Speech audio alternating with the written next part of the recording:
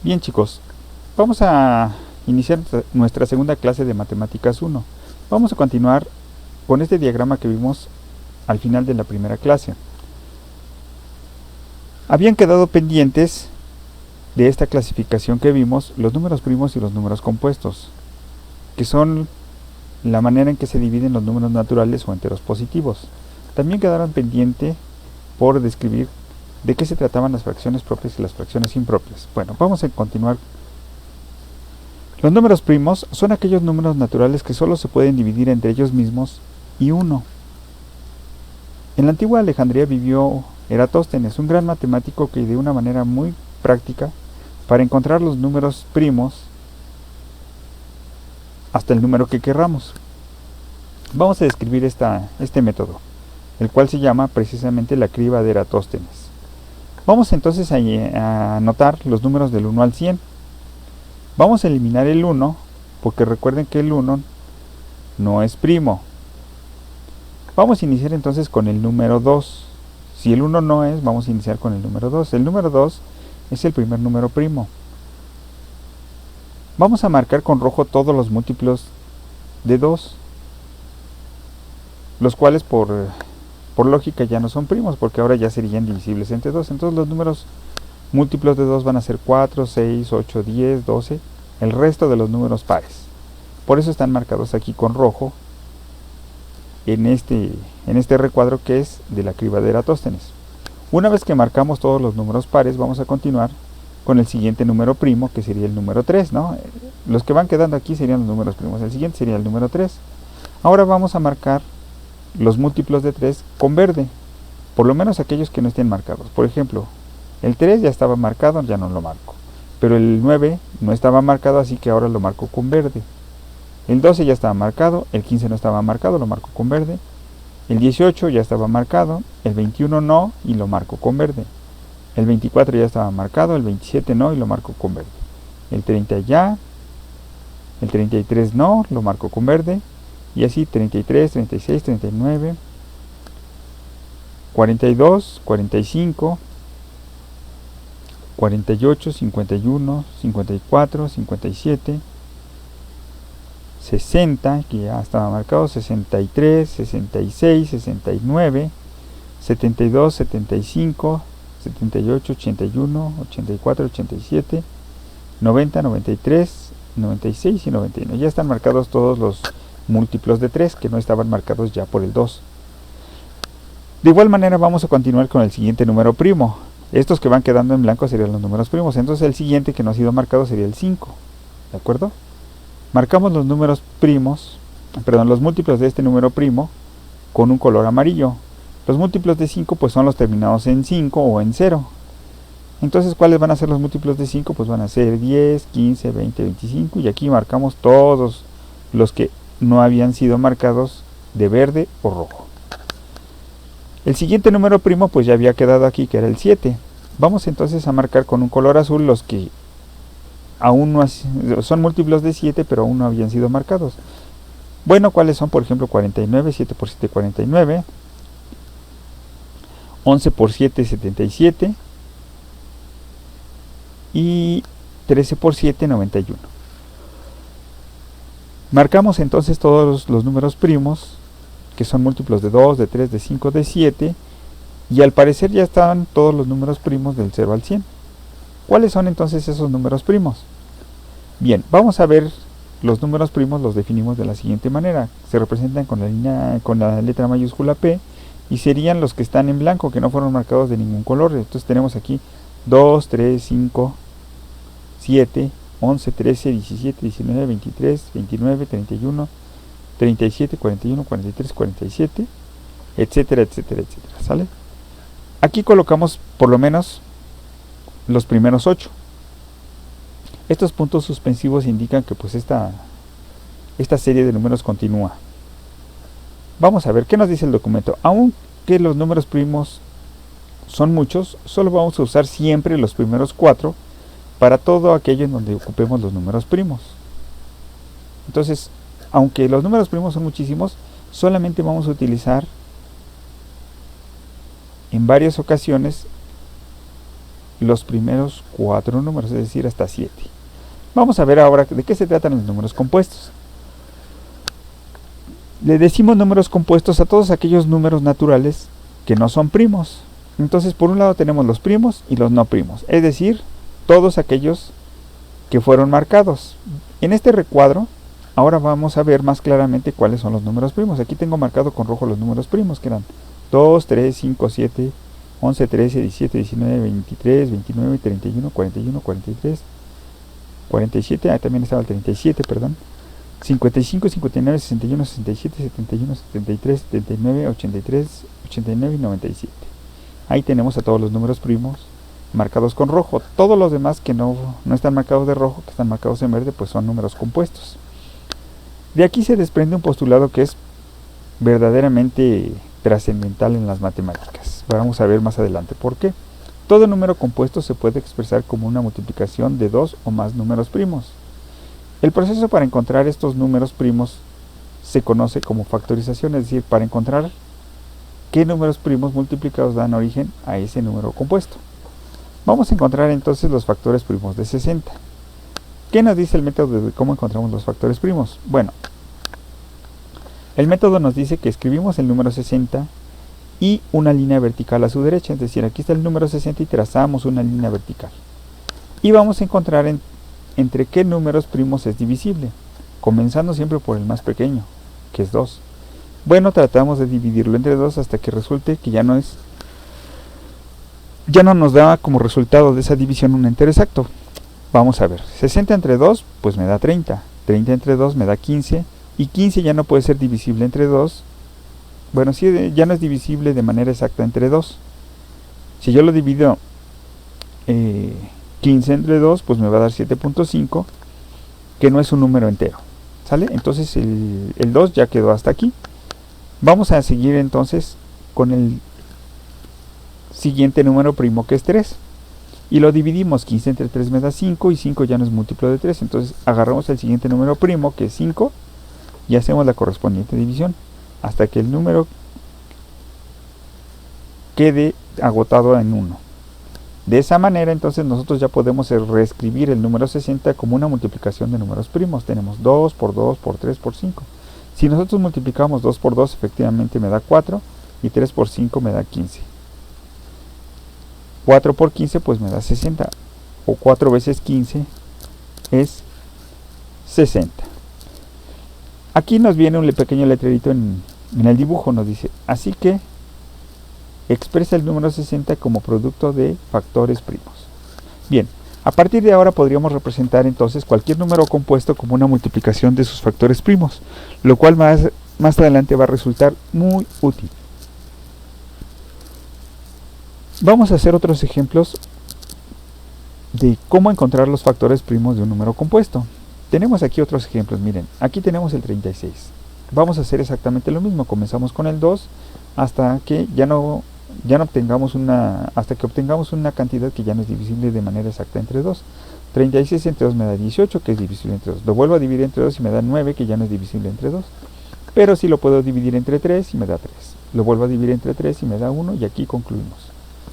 La multiplicación de 2 por 2 por 3 por 3 es lo que me da origen a 36. Si ustedes hicieran las multiplicaciones individuales, tendríamos que 2 por 2 me da 4 y 3 por 3 me da 9. 9 por 4 me da 36. Vamos a ver entonces otros casos. Yo tengo aquí 24 y lo mismo. Le saco mitad, que es 12, mitad, que es 6, mitad, que es 3, y ya no puedo dividir 3 entre 2 porque ya no me daría de manera exacta, me daría 1.5. Entonces continúo con el siguiente número primo, que es 3. 3 entre 3 me da 1 y concluyo. Entonces yo multiplico esos números, que me da 2 por 2, 4. 4 por 2 me da 8.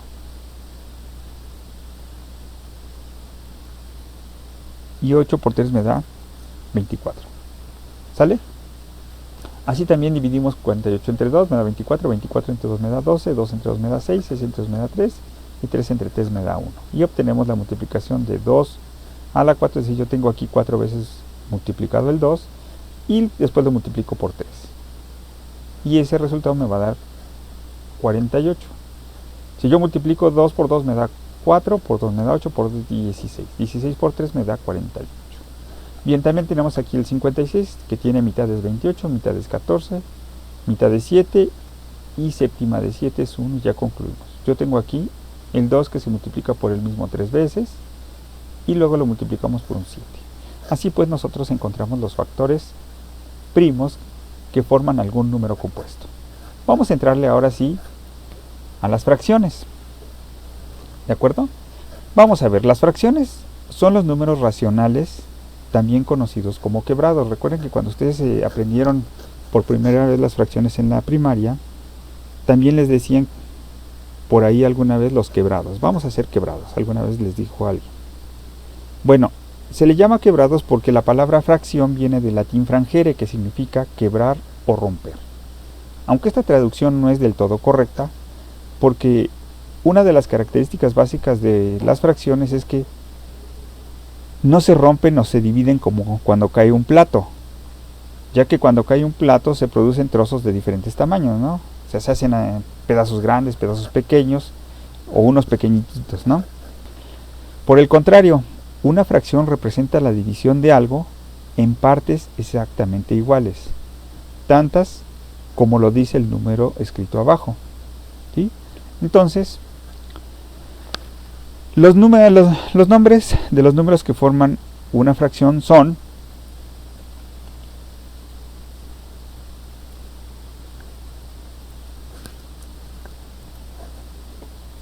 el de arriba se llama numerador y el de abajo se llama denominador. ¿De acuerdo? Vamos a poner el denominador representa en cuántas partes exactamente se dividió algo. En partes exactamente iguales se dividió algo. El numerador, el de arriba, nos dice cuántas de esas partes tenemos, ¿sí? Vamos a ver. Vamos a tener dos tipos de fracciones. Las primeras son fracciones propias.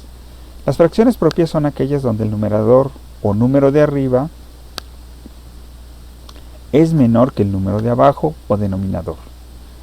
Se denominan fracciones propias porque representan propiamente a una parte de algo, no tengo el todo, ¿de acuerdo?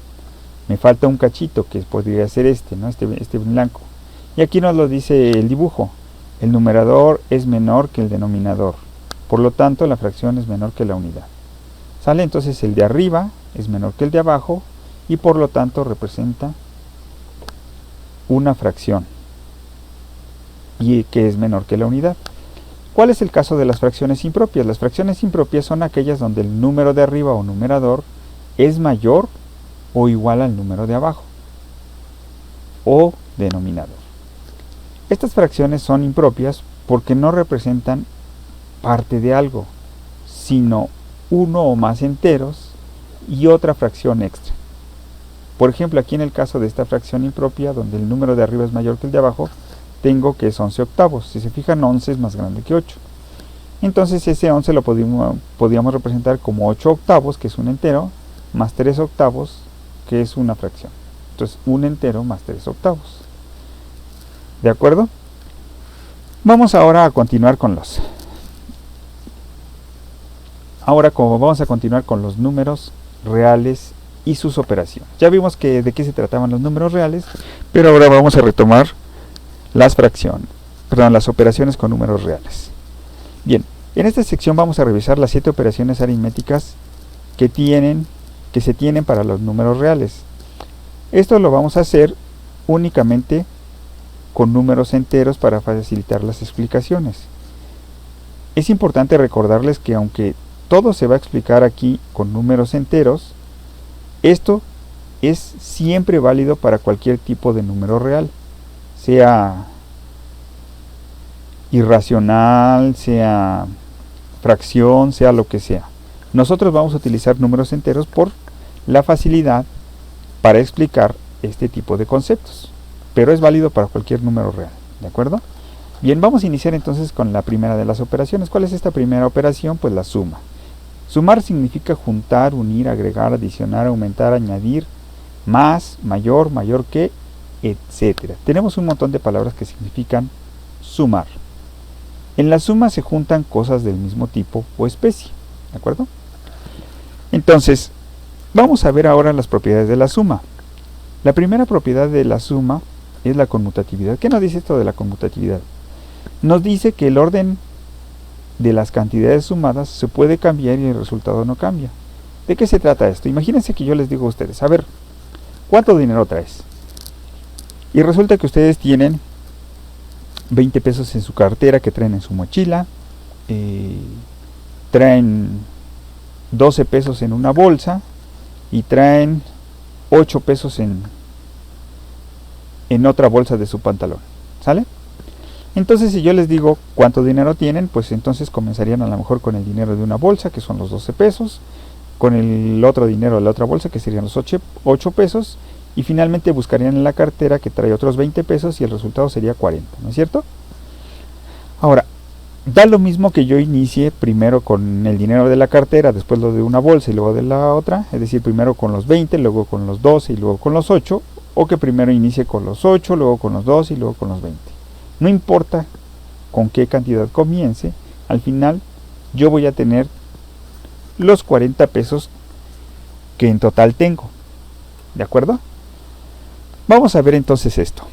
Aquí nos presentan un ejemplo de esta propiedad. Yo tengo 3 más 4 es igual a 7, ¿sale? Pero también tenemos que 4 más 3 es igual a 7, es decir, yo intercambié el orden de estas cantidades que estoy sumando y el resultado se mantuvo igual.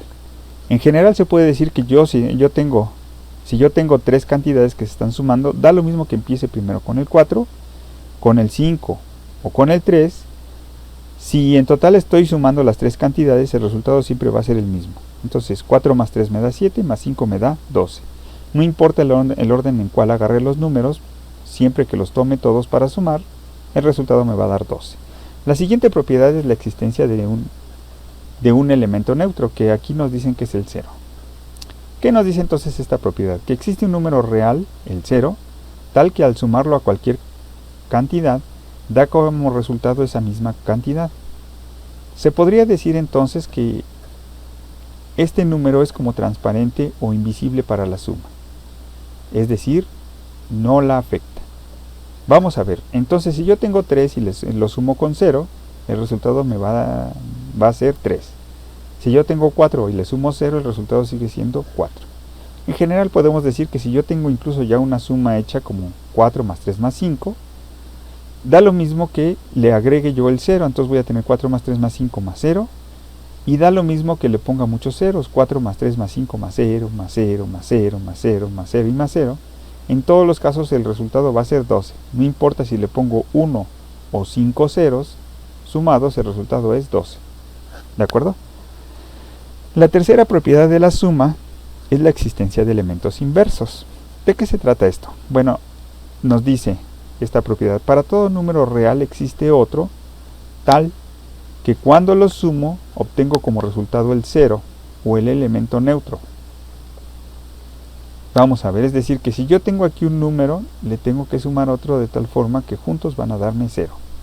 Se dice que el elemento neutro de cualquier número es el mismo número como aquí representamos. ¿Y cuál va a ser el elemento inverso de P? Pues va a ser P pero con signo contrario. Entonces se dice que el elemento inverso de todo número real es el mismo número pero con signo cambiado. Algunos otros autores también consideran que el inverso de un número es el que se encuentra a la misma distancia del 0, pero del otro lado de la recta numérica. Por ejemplo, si yo tengo aquí 4, menos 4 se encuentra a la misma distancia que 4 respecto del 0, están como a espejo, ¿de acuerdo? Yo tengo por un lado unos y su inverso se encuentra del otro lado. Por ejemplo, el inverso de 1 es menos 1, el inverso de 2 es menos 2, el inverso de 3 es menos 3, el inverso de 4 será menos 4.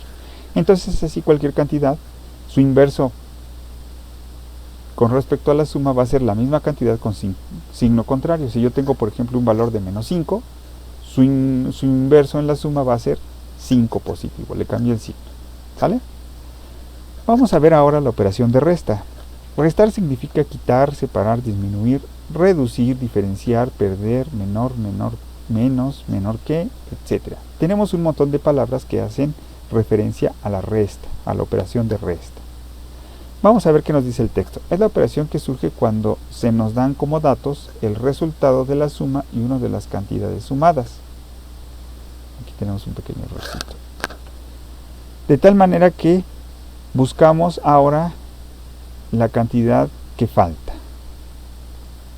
¿Sí? Es lo que hacemos en la resta. Nos dan el resultado de la suma y uno de los sumandos. Y nos preguntan cuál es la otra cantidad que sumó para obtener ese resultado.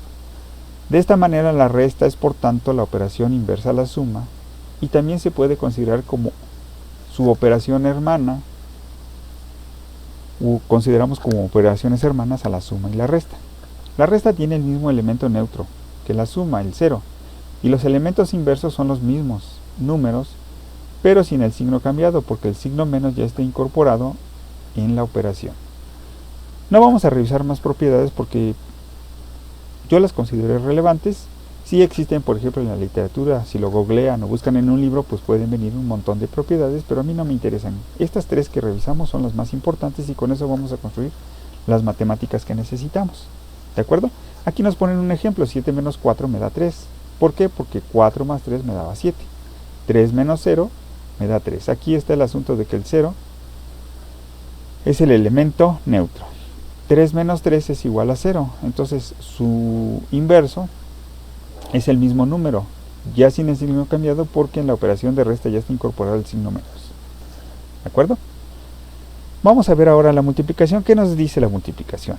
Algunas de las palabras que hacen referencia a la multiplicación son las palabras producto, por, doble, triple, cuádruple, n veces, etcétera. Entonces tenemos varias palabras que dentro de su significado hacen alusión a una multiplicación.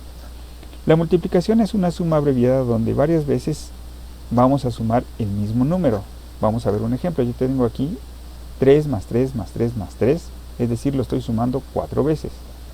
Yo para representar esta suma de una manera a manera de multiplicación, pues pongo el 3, que es la cantidad que se suma, pero sumado 4 veces. Entonces yo pongo 3 sumado 4 veces. 3 por 4 me da 12.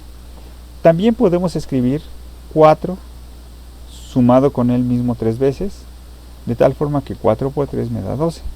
Y vemos entonces como que aquí también se cumple la propiedad de conmutatividad. Y efectivamente nos dice, el orden de las cantidades multiplicadas se puede cambiar, el resultado no cambia. Si alguno de ustedes se acuerda, una de las formas de enunciar esta propiedad nos dice que el orden de los factores no altera el producto. Entendiendo por orden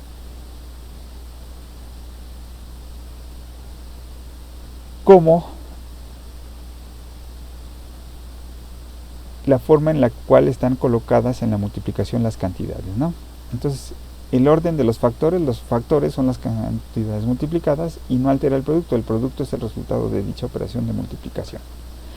Esto en forma de números lo vamos a representar como 3 por 4 es lo mismo que 4 por 3, que nos da 12. Esto lo podemos extender a una mayor cantidad de números que se están multiplicando. 4 por 3 por 5 es lo mismo que 5 por 4 por 3, que 3 por 5 por 4. En todos los casos el resultado de esas multiplicaciones nos da 60. ¿De acuerdo? Vamos a ver la segunda propiedad para la multiplicación, que es la existencia del elemento neutro. Pero aquí, a diferencia de la suma, el elemento neutro va a ser el 1. ¿Qué nos dice entonces la definición? Que existe un número real, el 1, tal que al multiplicarlo por cualquier cantidad nos da como resultado esa misma cantidad. Y lo vemos aquí, si yo multiplico 3 por 1 me da 3, 4 por 1 me da 4, perdón. Entonces se puede decir que también es como transparente o invisible para la multiplicación el número 1. Esto también se puede extender a mayor cantidad de números multiplicados. Si yo, por ejemplo, tengo 4 por 3 por 5, puedo tener 4 por 3 por 5 por 1, o bien puedo escribir el 1 la cantidad de veces que yo quiera, y el resultado se va a mantener igual, es decir, 60. La tercera propiedad es la misma que la que tiene la suma, y nos dice que es la existencia de elementos inversos. Esto indica que para todo número real existe otro tal que al multiplicarlos dan como resultado 1 o el elemento neutro. Se dice que el elemento neutro o cualquier número, el elemento neutro de cualquier número es su recíproco. Esta palabrita de recíproco vamos a analizarla. ¿Qué es un recíproco? Bueno, es el número que se obtiene cuando a toda cantidad escrita como fracción se le intercambian los números, es decir, el de abajo con el de arriba. Vamos a ver el ejemplo que tenemos aquí. Tenemos una cantidad escrita como fracción que es 4/3. ¿Cuál va a ser su recíproco? Pues intercambiamos los números, es decir, el numerador con el denominador y viceversa, ¿no? Entonces el 4 va a pasar a ocupar el lugar que tenía el 3 y el 3 va a ocupar el lugar que tenía el 4. Y entonces esa cantidad es el recíproco. Aquí está. Vamos a hacerlo de la misma manera con otra cantidad. Tenemos 14/5, entonces vamos a tener 5 y 14, y ahí se ve muy claro cómo hacemos entonces los recíprocos. Bien, también tenemos para la multiplicación lo que conocemos como las leyes de los signos para la multiplicación. Las matemáticas, como ya explicamos, no son una ciencia, perdón. Las matemáticas no son una ciencia, hay que remarcar eso. Las matemáticas son una herramienta para las demás ciencias. Las matemáticas, además, son las reglas bajo las cuales funciona nuestro universo, y nosotros simplemente las hemos descubierto. Por lo tanto, las leyes de los signos para la multiplicación son finalmente una representación matemática de lo que ocurre en nuestro universo. Vamos a revisar esto en el caso de la lógica de nuestro lenguaje. Vamos a ver cómo se comportan estas leyes de los signos cuando lo asociamos a unos enunciados afirmativos y negativos. Vamos a ver, la primera regla de... Bueno, las reglas de los signos nos dicen que cuando yo tengo más por más obtengo más, menos por menos me da más, o más por menos me da menos, o menos por más me da menos. Vamos a ver. Vamos a colocar esta forma de estos enunciados. Nos dice, vamos a ver una en donde tenemos 2 más y más. Tenemos el enunciado que dice, sí es cierto que hoy sí fui a la escuela. 2 afirmaciones o 2 signos más me da como resultado una afirmación. Entonces el resultado es que sí fui. ¿Qué pasa cuando yo introduzco una negación? Sí es cierto que hoy no fui a la escuela. Entonces yo estoy diciendo que efectivamente lo que dice mi compañero es que tiene razón, yo no fui hoy a la escuela, ¿no? Imagínense que pasó algo en la escuela y me quieren echar la culpa, ¿no? Y entonces me dice mi compañero, ¿por qué le quieren echar la culpa a mi amigo si él no fue a la escuela, ¿no? Entonces yo afirmo lo que él dice. Si es cierto que no fui a la escuela, ¿por qué me quieren culpar a mí, no? Entonces el resultado es que yo finalmente estoy negando esa afirmación. Vamos a introducir ahora una negación al principio y una afirmación después. Entonces decimos, no es cierto que hoy sí fui a la escuela, ¿no? A lo mejor el que me está acusando dice, es que resulta que tú fuiste a la escuela, ¿no? Y yo le digo, no, perdóname, pero no es cierto. No es cierto que hoy sí fui a la escuela, así que no me eches la culpa, ¿no? Entonces al final yo estoy negando y por lo tanto no fui a la escuela, ¿no? Cuando yo introduzco 2 negaciones, como en el caso del la última línea nos dice, no es cierto que hoy no fui a la escuela. No es cierto que hoy no fui a la escuela. Entonces, es mentira que hoy no fui a la escuela. Por consecuencia, o por lógica, sí fui a la escuela, ¿no es cierto? Entonces, se puede observar cómo al introducir una negación, también se cambia el sentido del enunciado a una negación. El sentido general del enunciado a una negación. Una doble negación representa entonces una afirmación en el enunciado general. Bien, vamos a introducir una nueva propiedad. Esta nueva propiedad se llama distribución de la multiplicación sobre la suma. Esta propiedad es la que se relaciona a 2 operaciones, la suma y la multiplicación. Esto ocurre cuando se aplica una multiplicación a una suma ya definida. La forma en que esto se maneja es como se observa aquí en el gráfico. Cuando yo tengo una suma de 7 más 3 y le introduzco la multiplicación de un número 4, lo que hacemos es escribir todo lo que estaba dentro del paréntesis del otro lado de la igualdad. Es decir, del otro lado de la igualdad yo voy a escribir 7 más 3. Pero a cada uno de estos números le voy a poner un 4 multiplicando. Es decir, voy a repartir o distribuir la suma sobre los números que estaban sobre el paréntesis. Entonces voy a tener 4 por 7 y 4 por 3. ¿Sale? Entonces, cada uno de ellos lo multiplicamos por el número que multiplicaba a toda la suma. ¿Sale? El resultado es el mismo. Si ustedes se fijan, cuando yo tengo el resultado de 7 más 3 es 10. Cuando yo multiplico 4 por 10 me da 40. Si yo por el contrario hago las operaciones de esta forma, 7 por 4 me da 28 y 4 por 3 me da 12, la suma de 12 y 28 me da 40. ¿Por qué hago todo esto? Bueno, porque yo puedo resolver estas operaciones de las dos maneras y van a estar bien. Entonces yo tengo la opción de elegir cuál de los dos caminos utilizo según me convenga a mí. Y las dos formas van a ser correctas. ¿Sale? Ambos caminos son válidos para las matemáticas. Es decir, si yo lo hago de esta manera o de esta otra manera, yo no estoy rompiendo ninguna ley matemática y voy a llegar al mismo resultado. Vamos a ver el caso de la división. Dividir significa repartir en partes iguales exactamente. Algunas de las palabras que asociamos con división son las palabras razón, cociente, entre, mitad, medio, tercio, etc.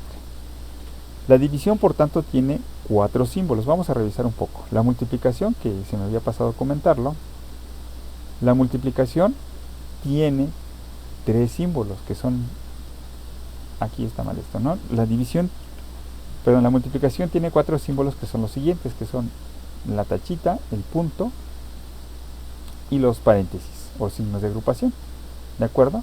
En el caso de la división, nosotros vamos a tener 4 símbolos para la división. ¿Cuáles son estos símbolos para la división? Bueno, este es el símbolo casita, que fue con el que al principio les enseñaron las divisiones, ahí por sus años mozos de la primaria, ¿no? Yo creo que por ahí de tercero, de cuarto año de primaria les empiezan a enseñar las divisiones. Bien, ¿cómo se lee esto? Bueno, 2 entre 4 me da como resultado 3. Tenemos también el símbolo horizontal. El símbolo horizontal me dice que 2 entre 4, que es una especie de diagonal con 2 puntos, uno arriba y uno abajo, me dice que 2 entre 4 me da 3. También tenemos el símbolo vertical. Es decir, cuando nosotros representamos la división de forma vertical. Aquí tenemos el número 12 entre 4 me da como resultado 3, a manera de fracción. El otro método es una forma diagonal. Es parecido a la forma vertical, pero en lugar de poner una línea horizontal que divide al numerador y al denominador, ponemos una diagonal que lo separa. Y se lee de la misma manera, 12 entre 4 me da 3. Aquí el enunciado nos dice, todo se lee entre. De la misma manera que la resta es para la suma, la división es la operación inversa de la multiplicación. Y también se puede considerar como la operación hermana de la multiplicación. Algunas de las propiedades pues son comunes. Por ejemplo, como cual tienen el mismo elemento neutro, que es 0. También se puede considerar, es el 1, ¿no? Entonces, 9 entre 1 pues me da 9. También se pueden considerar ambas, multiplicación y división, como operaciones hermanas.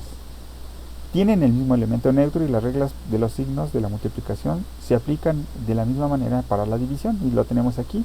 Más entre más me da más. Menos entre menos me da más. Menos entre más me da menos. Y más entre menos me da menos. Ya revisamos cuál es la lógica de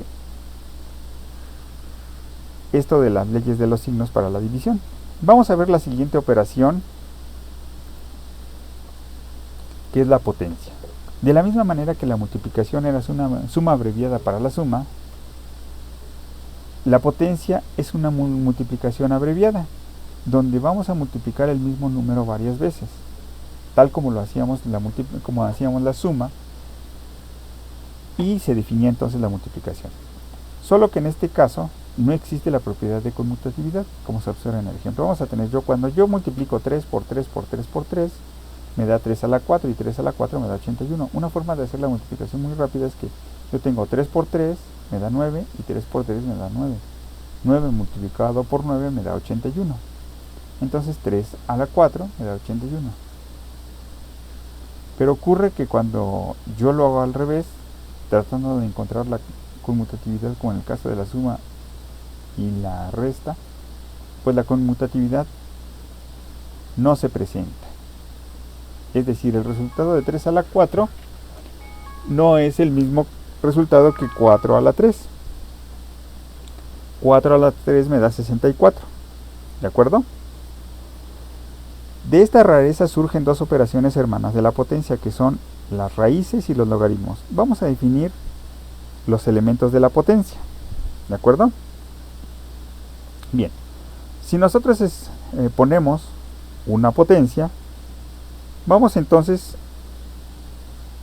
a definir la manera en que nombramos a cada uno de estos elementos. ¿Sale? Entonces, el número que se está multiplicando varias veces se llama base. ¿De acuerdo? La cantidad de veces que se está multiplicando por sí mismo se llama exponente. El resultado de esta potencia, pues es lo que conocemos propiamente como la potencia o resultado, ¿no? Las operaciones hermanas de la potencia surgen de los datos que se nos dan en cada caso. Veamos entonces la descripción. Tenemos aquí una tabla que nos va a mostrar las operaciones. Vamos a ver. ¿Qué datos me dan a mí? Si me dan a mí los datos de la base y el exponente, yo lo que estaría buscando sería la potencia, ¿no es cierto? Y entonces aquí lo tenemos definido. Yo tengo la base que es 3 y el exponente que es 2 y estoy buscando este resultado. 3 al cuadrado me da 9, que es la operación de potencia. Ajá. Si ahora a mí me dan como datos la potencia y el exponente, lo que yo buscaría ahora sería la base. Es decir, yo tengo aquí el exponente y tengo la potencia. Lo que me falta aquí, que está representado con una interrogación, sería la base. Esta operación es lo que conocemos como la raíz. Y entonces aquí tenemos la raíz cuadrada de 9 es 3. Ese 2 representa el exponente. Ese 9 a la potencia. Y lo que obtenemos como resultado es la base. ¿Sí? Esta es la estructura entonces de nuestra operación que conocemos como raíz. Vamos a definir entonces ahora la última operación o la tercera operación que se surge de las potencias. Bien, si a mí ahora como dato me dan la potencia y la base, lo que yo estoy buscando es el exponente, y aquí lo represento. Tengo la base que es 3, tengo la potencia que es 9, y lo que me falta es el exponente que sería 2. Esta operación donde se buscan exponentes se llama logaritmo, y su estructura es la siguiente. Logaritmo base 3 de 9 es 2. Este 3 pequeñito que yo pongo aquí es la base. El 9 que yo tengo acá es la potencia, y el resultado que obtengo del logaritmo sería el exponente. Bien, la raíz se define entonces como la operación que busca una base y el logaritmo como la operación que busca el exponente. Vamos a hacer un ejemplo para cerrar ya esta clase. Vamos a ver, si yo tengo 10 a la 1, obtengo 10. Si tengo 10 al cuadrado, obtengo 100. ¿A qué exponente debo de elevar 10 para obtener como resultado 15? Aquí lo tenemos representado en esta línea que está entre 10 y 100. ¿A qué exponente tengo que elevar 10? Por eso está la interrogación en rojo, para que me dé como resultado 15. Bien, ¿cómo lo resuelvo? Bien, en este caso sabemos que 15 es mayor que 10, pero también es menor que 100. Por lo tanto, el exponente buscado debería estar entre 1 y 2. ¿De acuerdo? El logaritmo buscado entonces sería el siguiente. Log base 10 de 15 es 1.766991 25 90 55 68. Al encontrar este exponente, si todo es correcto, se cumpliría que 10 elevado a este exponente que encontré me daría 15. ¿Sale? Bien, nosotros en nuestra calculadora tenemos dos tipos de logaritmos. Si ustedes llegan a revisar una calculadora van a ver que tiene dos palabritas, una que dice log sin este 10 y otra que dice ln. Ese log que no trae numerito es el logaritmo de base 10 y ese que tiene L es el logaritmo que tiene como base el número de Euler, que les presenté como uno de los números irracionales en la clase anterior. ¿Sí? Entonces, ¿por qué en mi calculadora no vienen demás logaritmos? Porque hay una manera de resolver cualquier logaritmo utilizando estos dos logaritmos únicamente. ¿Sale?